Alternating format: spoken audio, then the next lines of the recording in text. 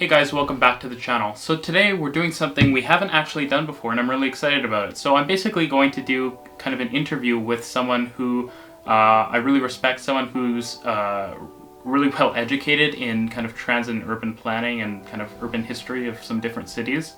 And so it's actually a guy named Jonathan English, actually a kind of a friend of mine. So it's going to be kind of like an interview. I hope you guys enjoy. I think Jonathan has some really interesting stuff to add to conversations, especially in Toronto. So yeah, without further ado, I hope you guys enjoy this, and I think this is going to start being a bit of a regular thing where we interview different people on transit and other topics. Okay, so now let's jump into it.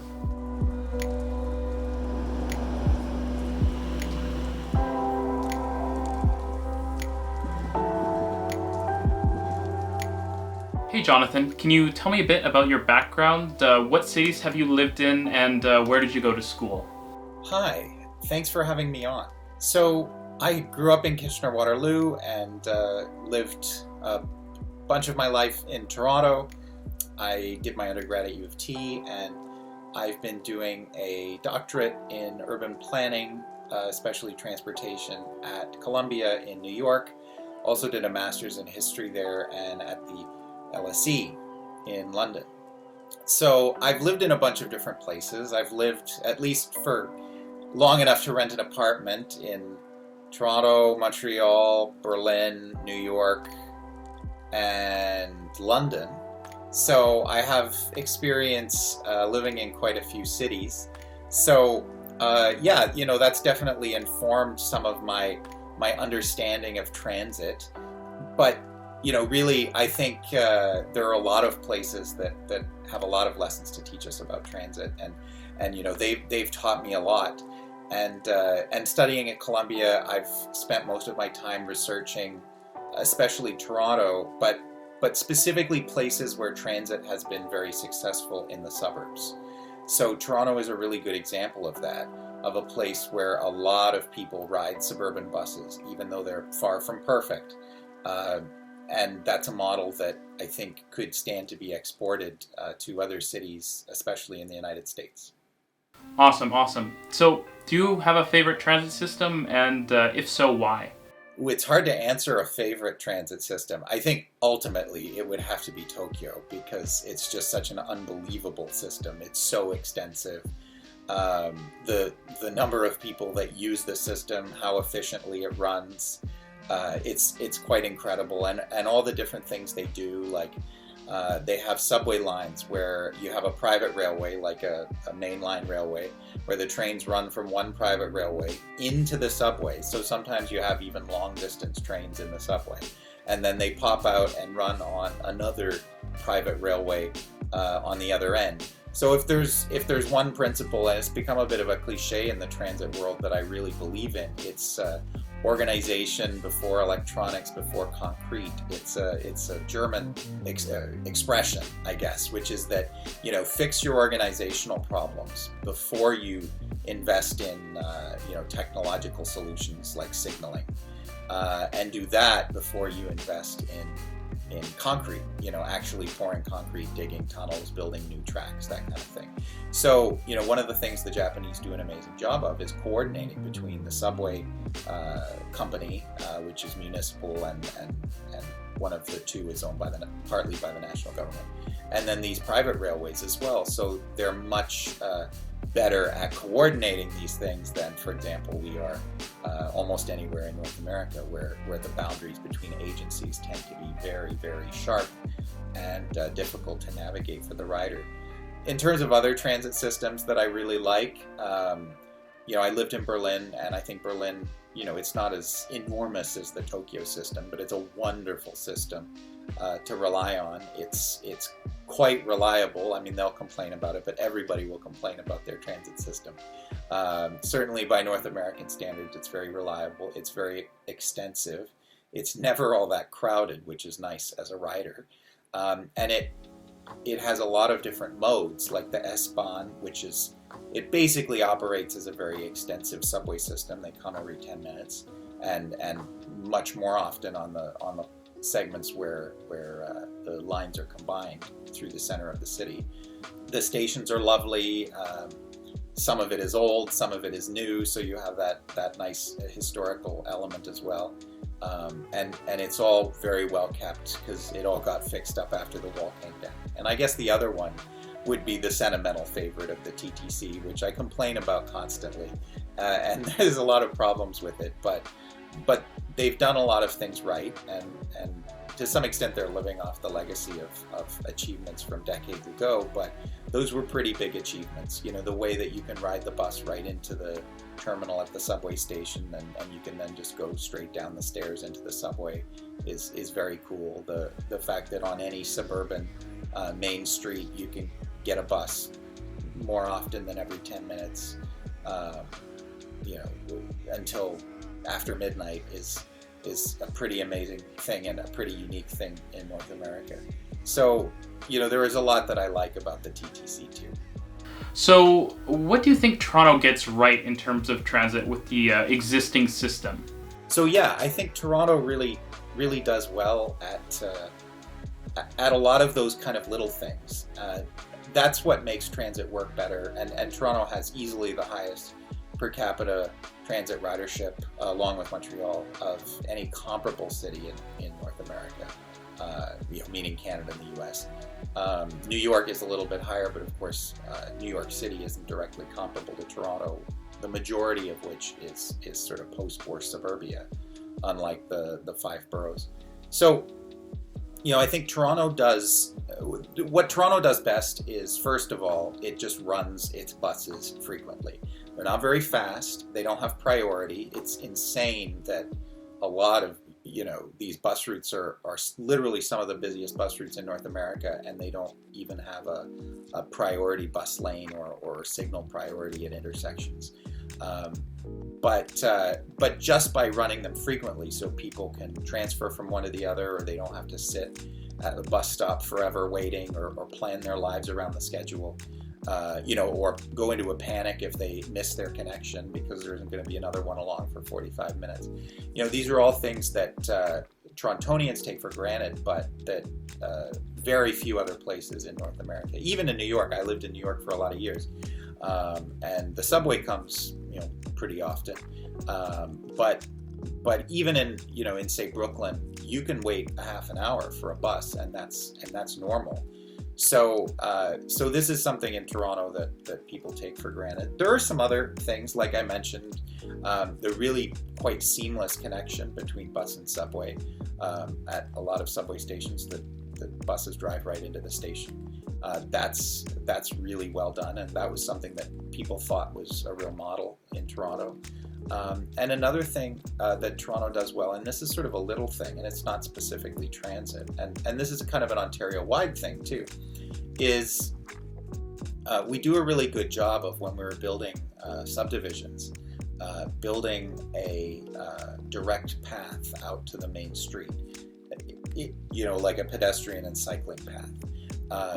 In a lot of Toronto subdivisions, they have that. So people in the subdivision, if they want to walk out to the bus stop at the main street, don't have to wind all the way around the cul-de-sac to get to the main street, which could make it turn a 200-meter walk into a 2-kilometer walk, depending on how meandering those streets are. So that's something that is a little thing, but it's absolutely critical to making transit work in the suburbs.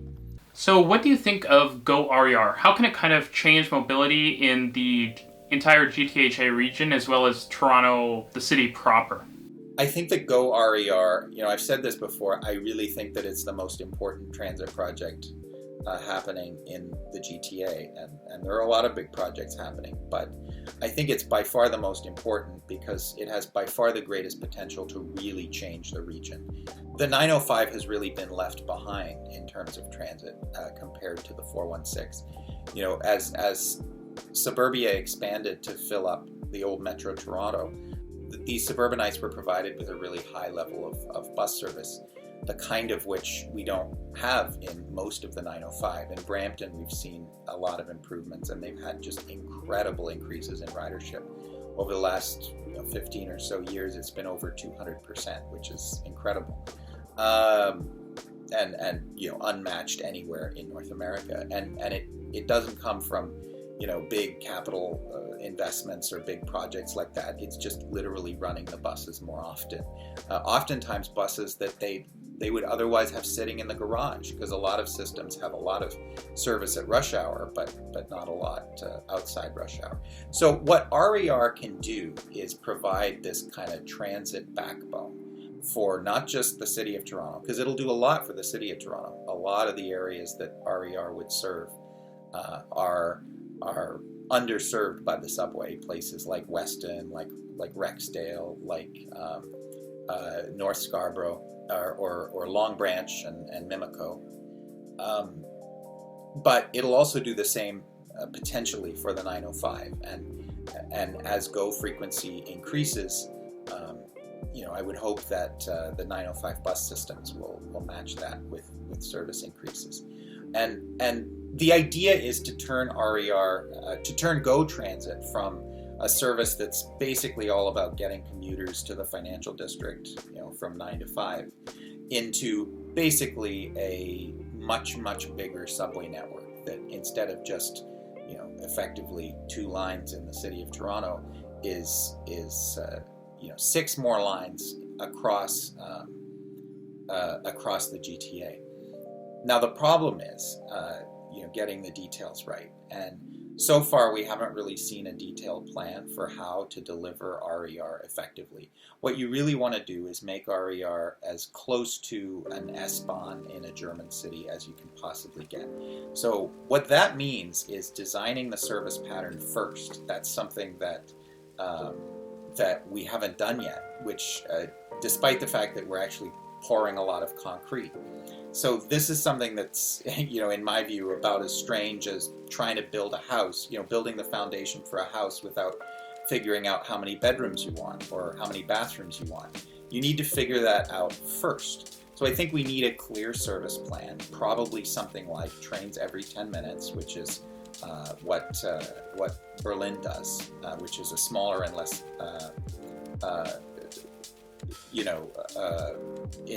less populated city region than Toronto is, and it has more lines to spread out the traffic as well. So trains every 10 minutes. You want to through route trains so that they're not turning around at Union Station, using up, because it takes time to turn trains. That's the key capacity constraint on the whole network. So if you run trains through Union Station, turn them at the outer ends, you're not wasting the most expensive real estate in Canada on turning trains for no good reason. And it'll also allow people to do suburban to suburban trips as well. And and the other thing that we need to work out is how to integrate the stations with local transit. The TTC needs to treat RER stations the same way they treat subway stations. And in order to make that happen, we need to figure out a fare system so that you don't pay extra to ride RER. It should be exactly the same as the bus, the subway, and the streetcar. The same single fare system, which is what you have in Germany or France or other places where transit is a lot more successful, especially regional transit. Finally, if you could expedite any transit project in the City of Toronto, what would it be, and what do you think the long-term impact of that project would be? I think the Ontario line is a really interesting project. I've been a big advocate of the Downtown Relief Line for pretty much my entire adult life and my rather youthful life. I wrote an article about it when I was 15. I've always believed that downtown needs more east-west transit capacity, that the Yonge and Bloor needs to be relieved. And I think that the Ontario line design has a lot of potential. While Queen Street is a little bit far north, it's north of the center of gravity of downtown, where employment is concentrated. It actually, with RER, has a lot of potential, because if RER is effectively a subway line across the bottom of downtown along the rail corridor, then this will effectively distribute people going more to the northern end of downtown. So people coming in on the RER from the east, say, could get off at East Harbour Station, quickly and easily transfer, maybe right across the platform onto the Ontario line, if they're going to the north end of downtown, and vice versa, going the other way at Exhibition as well. that's going to really improve the distribution of transit riders around downtown, and it'll do a lot to relieve Union Station as well. The other thing that I really like about the Ontario line is it's kind of going back to the old ways of designing subway projects. You look at the Bloor-Danforth line, the TTC planners did a fantastic job of kind of wedging that line in wherever there was space. So they kind of went under Dentonia Park in the East End, and they built north of Bloor and Danforth on land that was relatively easy to build on at that time. That's maybe a little harder to do now. They used a rail corridor to get around Warden Station there, an abandoned rail corridor. So they did a really good job of kind of wedging the line in places that were a lot cheaper to build on than just building a giantly deep tunnel that requires huge stations to get all the way down to, and many long escalator rides or whatever. So I like that we're going back to this more traditional approach to construction, using a rail corridor that's there, because why not? What better use of that rail corridor could there be than for electric rapid transit? And it's better for riders too. You're not going down long escalators to deep underground stations. It's just up a quick flight of stairs. It improves massively connections with GO service. So I really like the creativity of it. I also think it's really important that it's going up to Don Mills and Eglinton. Thorncliffe Park is a very densely populated area. A lot of people that have been marginalized from the transit system for a long time. Same with Flemington Park. This will massively improve their access to opportunities in the city. So that will be a big benefit. Don Mills and Flemington Park are both very, very busy bus routes. So that's a great relief for them. And Don Mills and Eglinton is both a very busy destination in itself. There are a lot of offices and other developments there, but also you've got the connection with the Eglinton Crosstown, which is really useful. So I think the Ontario line has a lot of potential as a project. There are some things that we have to make sure are done right. There's a lot of attention to keeping costs down, which is good, but I don't think that should come at the cost of capacity. The last thing we want to do, and this has been done before, is build a project that's going to be at capacity the day that it opens, or even 10 years after it opens. The Ontario line is going to be very, very busy if it opens, and that means that we need at least as much capacity as the existing subway lines.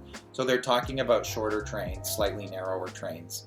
I think that it's worth looking into, but I think if we're talking about running trains every 60 seconds or something like that consistently to get up to those high capacity numbers, that's maybe not something that we should bank on, and that's maybe a little bit risky. So it needs to be built with the capacity that will be needed, I am sure, within the next 20 or 30 years, which is not really all that long in the lifetime of a project like that.